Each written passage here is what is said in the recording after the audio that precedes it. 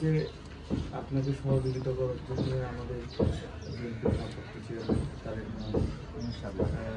আমাদের ইনশাল্লাহ আমরা সবসময় পাশে থাকবো। ভাইয়ের সাথে কথা বলে। জি, আমরা দোয়া করি আল্লাহ আপনাকে সুস্থ করে দিই। তারেক রহমান আপনাদের জন্য দোয়া করছেন, আপনার জন্য।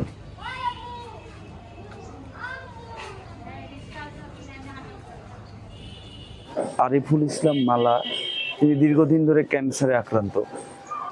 সে অর্থাভাবে তার চিকিৎসা করাতে পারছে না। সে দীর্ঘদিন থেকে ক্যান্সার আক্রান্ত হয়ে একটা ব্যয়বহুল একটি চিকিৎসার জন্য তার মানে চিকিৎসা করাতে গিয়ে হিমশিম খেতে হচ্ছে। সে একজন পরিবারের উপার্জনকারী ছিলেন। আমরা তার পাশে তার চিকিৎসার জন্য আমাদের বিএনপির ভারপ্রাপ্ত চেয়ারম্যান তারেক রহমানের পক্ষ থেকে, রাজশাহী মহানগর ছাত্র দলের পক্ষ থেকে আমরা তার পাশে আর্থিকভাবে পাশে দাঁড়ানোর চেষ্টা করেছি।